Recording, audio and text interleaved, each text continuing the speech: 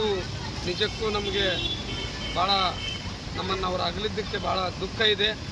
ಅವರು ವಿಚಾರಧಾರೆಗಳು, ಅವರು ನಮ್ಮ ಸಾಮಾಜಿಕ ಸಮಾನತೆ, ಅಸ್ಪೃಶ್ಯತೆ ವಿರುದ್ಧ ಹೋರಾಡಿದಂಥ ಒಂದು ಏನು ನಿಲುವುಗಳಿದೆ ಏನಿದ್ದಾವೆ ಅವನ್ನು ನಾವು ಯಾವತ್ತಿಗೂ ಕೂಡ ಮರೆಯೋದಕ್ಕೆ ಸಾಧ್ಯ ಇಲ್ಲ.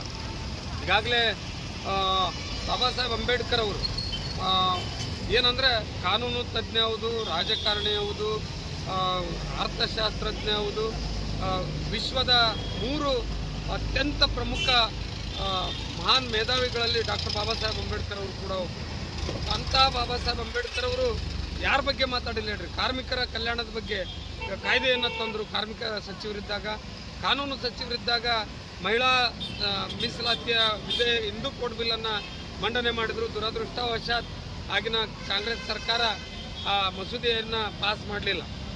ಆದರೂ ಕೂಡ ಬಾಬಾ ಸಾಹೇಬ್ ಅಂಬೇಡ್ಕರ್ ಅವರು ಶ್ರಮಿಕ ವರ್ಗ ಇರ್ಬೋದು, ಶೋಷಿತ ವರ್ಗ ಇರ್ಬೋದು, ಶ್ರಮಜೀವಿಗಳಿರ್ಬೋದು, ಮುಖ್ಯವಾಗಿ ಮಹಿಳೆಯರಿಗೆ ಏನು ಸಮಾನತೆಯನ್ನು ಘೋಷಣೆ ಮಾಡಿರ್ತಕ್ಕಂಥ ವಿಶ್ವದ ಏಕೈಕ ನಾಯಕ, ಮಹಾನ್ ನಾಯಕ ಅಂತ ಹೇಳಿದ್ರೆ ಬಹುಶಃ ತಪ್ಪಾಗಲಿಕ್ಕಿಲ್ಲ. ಬಾಬಾ ಸಾಹೇಬ್ ಅಂಬೇಡ್ಕರ್ ಅವರು 1956 ಡಿಸೆಂಬರ್ 6ರಂದು ತೀರ್ಕೊಂಡಾಗ ವಿಶ್ವದ 193 ದೇಶಗಳು ಅರ್ಧ ಧ್ವಜವನ್ನು ಇಳಿಸಿ ಅವರಿಗೆ ಗೌರವವನ್ನು ಸಲ್ಲಿಸಿರ್ತಕ್ಕಂಥದ್ದು. ಅದ್ರ ಜೊತೆಗೆ London ಮ್ಯೂಸಿಯಂನಲ್ಲಿ London Cambridge ಯೂನಿವರ್ಸಿಟಿಯಲ್ಲಿ Baba Saheb Ambedkar ಅವರ ಸ್ಟ್ಯಾಚ್ಯೂ ಇದೆ. ಅನೇಕ ದೇಶಗಳ ವಿಶ್ವವಿದ್ಯಾಲಯಗಳಲ್ಲಿ ಬಾಬಾ ಸಾಹೇಬ್ ಅಂಬೇಡ್ಕರ್ ಅವರ ಸ್ಟ್ಯಾಚ್ಯೂ ಇಟ್ಟು virtue of knowledge, symbol of knowledge ಅಂದರೆ ಜ್ಞಾನದ ಸಂಕೇತ, ಜ್ಞಾನದ ಜ್ಯೋತಿ ಬಾಬಾ ಸಾಹೇಬ್ ಅಂಬೇಡ್ಕರ್ ಅವರು ಅಂತೇಳಿ ಅಲ್ಲಿ ಬೋಧನೆಯನ್ನು ಮಾಡ್ತಾ ಇದ್ದಾರೆ.